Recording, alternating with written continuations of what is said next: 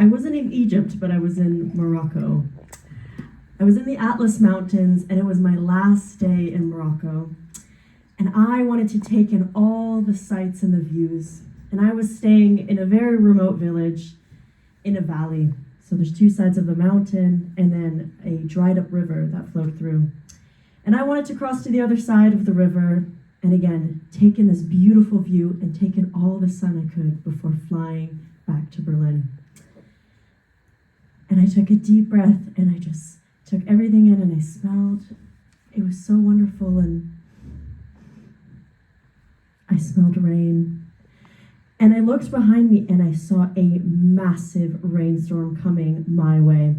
And I was wearing Birkenstocks and a linen outfit. And yes, I know we have a lot of Germans here and they're concerned. And yes, my Birkenstocks were ruined by the end of the evening. But that's not the point of the story. So I'm freaking out. I start walking and I realize very quickly that we have two problems, folks, on our hands. Number one, I don't know if you've ever seen such a rainstorm hit dry land, but what happens when there's a massive amount of water hitting dry land is it doesn't absorb. No, it floods. And the second problem that we have is that my guest house is on this side of the river, and I find myself on this side, and I see that the river has now started to flood, and the bridge that I walked past is not walkable anymore. And my Ryanair flight leaves in 18 hours, and Ryanair doesn't wait for anyone. Not even themselves. So I start walking really fast. I don't have a plan, but in these remote villages, there's these things called taxi collectif, and there are these shared taxis, and they stop next to me, and I'm soaked. And they look at me, and what I can only imagine them saying in Ahrbeck is they open the window, and they say, "What the hell are you doing? Get in." And I said, "Right, great point." So I get in, and everyone's piled on top of each other. They're wet. There's people hanging on to the back of the taxi, and I'm sitting on the ground, and I'm holding the door shut because it doesn't close. And eventually we get to the next village, and I have a new plan. I'm going to find a hotel or a guest house because I think that someone can speak French there. So finally, shared language. Eventually, I find this guest house, and I barge in. I'm like a wet dog, and I start speaking French to the person behind the desk. And he says, "I don't speak French." And I said, "Great, well, okay." But it is 2023, and there's Wi-Fi, and I do have a friend who speaks Moroccan Arabic. So the three of us hatch a new plan. The hotel man goes to the neighbors, and he gets their Renault tiny little car, and the neighbor let him drive it. And another thing that he did is he asked the woman of the house to come with me so that I would feel safe in the car. Yes, I know. So I'm in the back seat with this elderly woman. Again, we can only communicate through body language and through eye contact, and I have no idea what's going on, but every time I look at her, I feel so calm. So I realize he's taking me to the village center, which is a complete mess. They cannot cross the river. There's mayhem, there's honking, there's yelling. And he parks the car and he turns around and he gestures, "1 minute, just wait." And I said, "Okay, I have no other plan, but okay." So he goes out, it's raining, and he's talking to people, and he waves down this big Jeep. It's a massive car.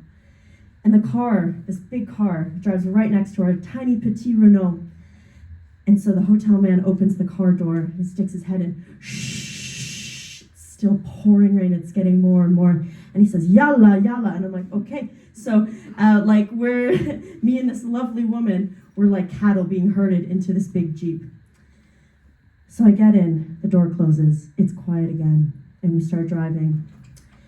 And after a couple of minutes, the Jeep man turns around and he says in perfect French, "Ça va aller, I'm going to take you to your guest house." And I just say, "Shukran, thank you. I don't know how you're going to do that, but thank you."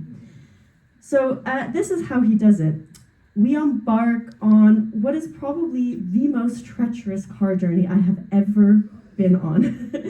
So mind you, we cannot take roads, we cannot take the bridges. So he said, "Oh, no worries, no worries. What we're going to do is we're going to drive up the mountain on these little trails, and we're going to go as high as we can, And by then the water will go down and then we'll cross over. And I said, yeah, foolproof plan. Of course, let's do that. So we start driving. There are mudslides. This is a massive car and these are tiny roads and I cannot breathe. I'm like petrified. I'm shaking and my hand is on the seat. And the woman beside me takes my hand in hers and she starts caressing it. And she doesn't say anything, but again, I look at her and I know everything's gonna be okay. Finally, after I don't know how much time has passed, and I don't even know how he saw anything because, folks, again, you cannot see anything 2 feet in front of you, but he parks and he turns around so chipper, we're here, as if nothing happened. So I take out my wallet and I put all the dirham and the euros and everything that I have together and I try to give it to him and I say, please take this, thank you so much. He said, I don't want your money, I don't want your money. I said, I have to give you something. It's one of the nicest things anyone's done for me. And he says, I know what you can do. Moroccan people, they have a bad reputation sometimes. Sometimes people think that we're swindlers, that we cheat, that we lie, that we're untrustworthy. And I want you to get on that flight tomorrow. I want you to go home, and I want you to tell your people that Moroccans are kind people. And this is what I'm doing tonight. So this story is dedicated to all the wonderful strangers and friends that I met in Morocco. Thank you, merci, shukran.